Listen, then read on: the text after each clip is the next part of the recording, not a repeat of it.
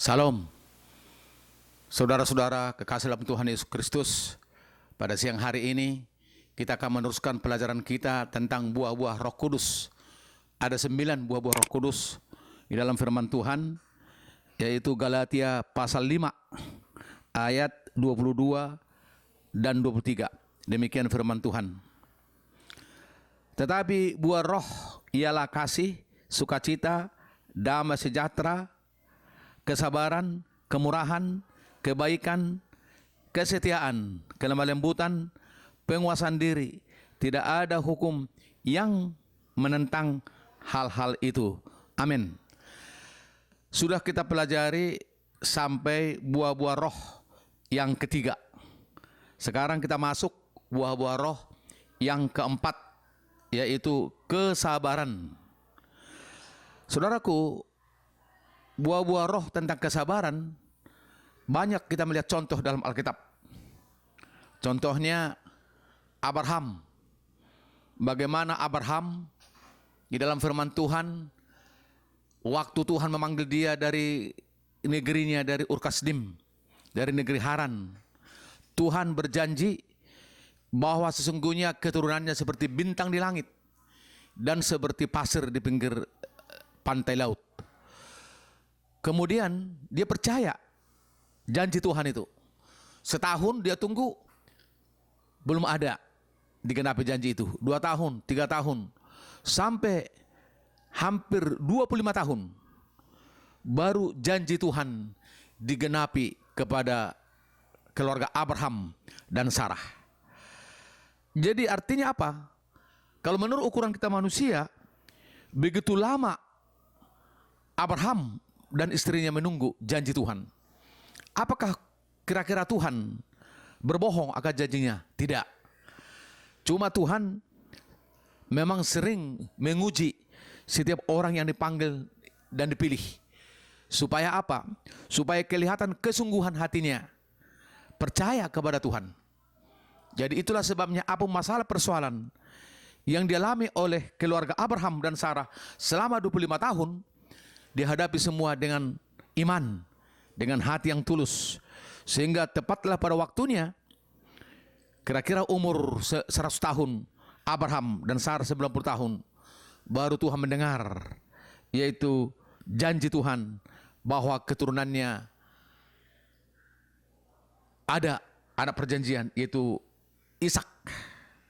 Dan kita melihat sesudah Ishak pun lahir, begitu lama ditunggu 25 tahun, Ishak juga sesudah remaja diminta Tuhan untuk dipersembahkan kepada Allah.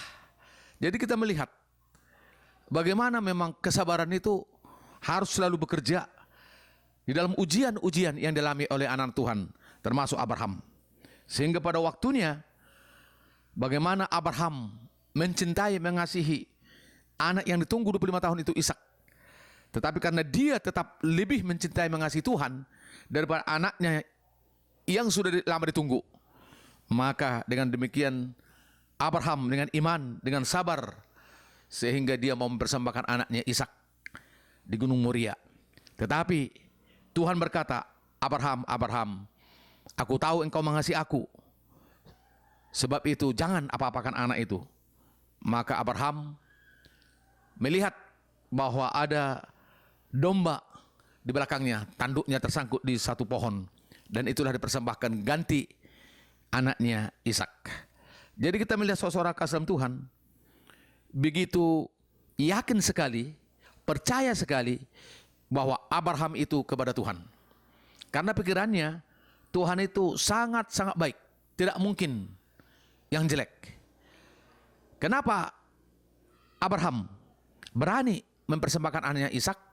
Firman Tuhan berkata dalam Ibrani pasal 11, hatinya, pikiran Abraham, kalau umpamanya anaknya Ishak pun dipersembahkan, dibunuh, disembelih, pikiran Abraham bahwa Allahku yang berkuasa sanggup menghidupkan anakku kembali kalau sempat umpamanya dipersembahkan sampai mati. Jadi begitu keyakinan Abraham kepada Tuhannya. Jadi demikian juga kita, saudaraku. Kalau kita sangat yakin Tuhan kita itu hidup dan baik, apapun yang kita hadapi, maka kita harus bersabar. Contoh yang kedua, kita melihat Ayub.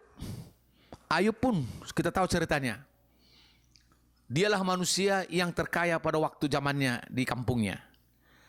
Tetapi karena Tuhan melihat Ayub itu orang percaya kepada Allah Israel, maka Tuhan menguji dia, dicobai. Karena iblis datang melapor kepada Allah, ya Allah, Ayub itu karena dia kaya, karena dia sehat, karena dia baik, maka dia menyembah, memuji namamu ya Tuhan. Coba izinkan aku bikin penyakit, bikin masalah, bikin kekurangan. Apa dia tidak mengutuk engkau? Ya Allah, kata iblis. Datang iblis, ya udah setan, pergilah engkau, jamalah Ayub itu. Tapi nyawanya tidak bisa.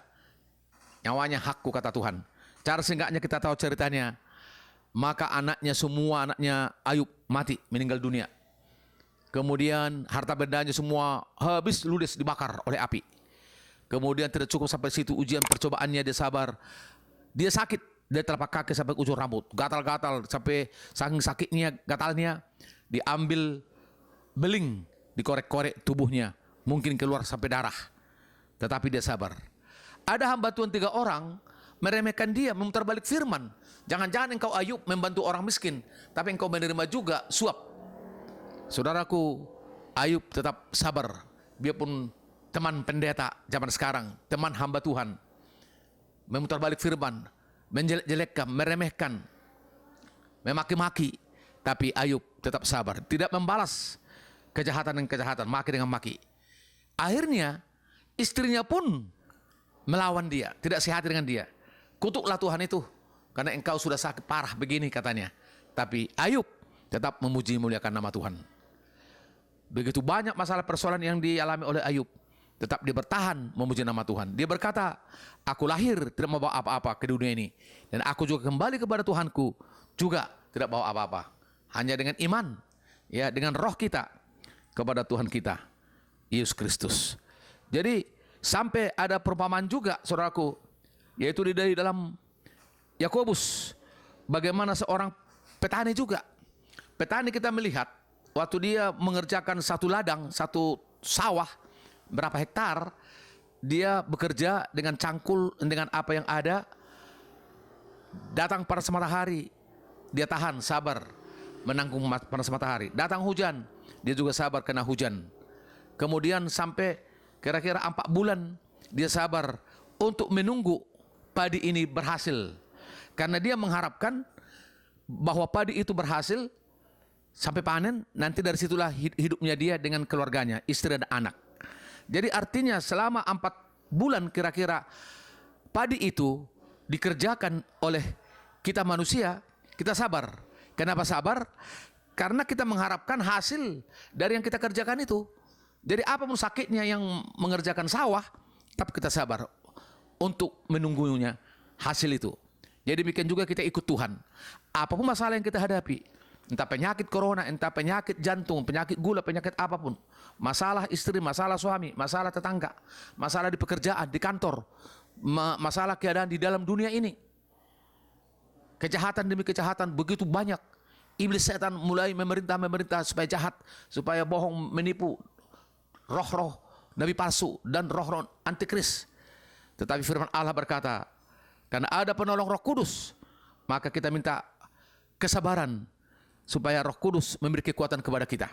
Jadi Roh Kudus itulah memberi kekuatan kepada kita sehingga kita sabar untuk menunggu apapun yang janjikan Tuhan, apapun masalah persoalan kita.